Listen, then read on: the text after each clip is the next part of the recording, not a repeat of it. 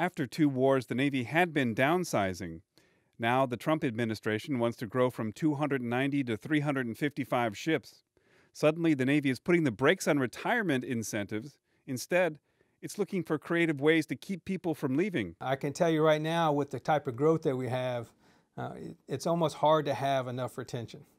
And so we're basically keeping every sailor who wants to stay in. Captain Vince Seegers handles retention programs for the Navy and says he's trying to meet an ambitious target. Right now, our retention goals are pretty high, and probably higher that Chief of Naval Personnel would say that we can attain.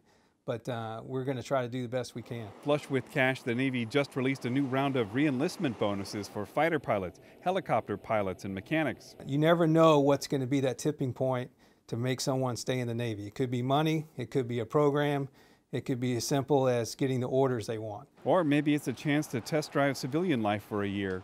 Beginning in April, the Navy will issue golden tickets. Sailors who qualify can leave and come back after a year and resume their service right where they left off. The idea was first tried by the Coast Guard. Seegers says the Navy hopes to entice sailors and officers who might have second thoughts about leaving or who find civilian life isn't everything they thought it would be. But in so many cases, and I have a lot of friends, some people regret that decision. Still, it's hard to turn someone around once they're ready to leave.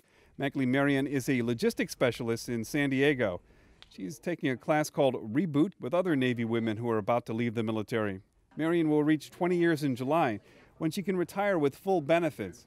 That's exactly what she plans to do. Nothing they could say to me would make me stay. I've been grateful for the 20 years that they have permitted me to serve in the Navy, and I think that's long enough for me. Her command has already asked her to stay. It's very humbling when they want you and they try at any cost, like stay, but again, sometimes family, like the other female family needs come first. Her husband is a bomb technician. When their deployments overlapped, the couple saw each other for only 3 weeks in 2016.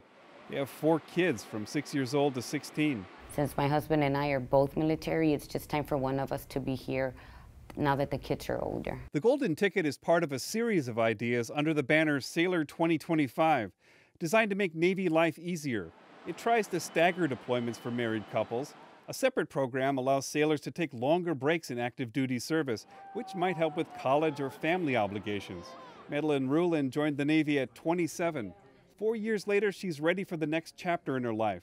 She's practicing her interviewing skills and preparing her resume. Could the Navy talk her into staying? Maybe. maybe they would, but I already have decided that I am going to move forward, and that is the life for me. Along with the pride of serving the country, traveling the globe is one of the Navy's biggest selling points. Sailors say eventually the unpredictability of long deployments makes it difficult to continue.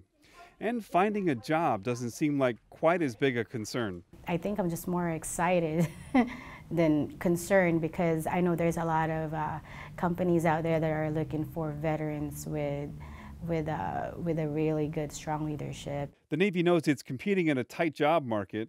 It's not the only employer hiring, so it's hoping that at least a few more of its best performing sailors will at least give it one more look before leaving for good. For KPBS News, I'm Steve Walsh.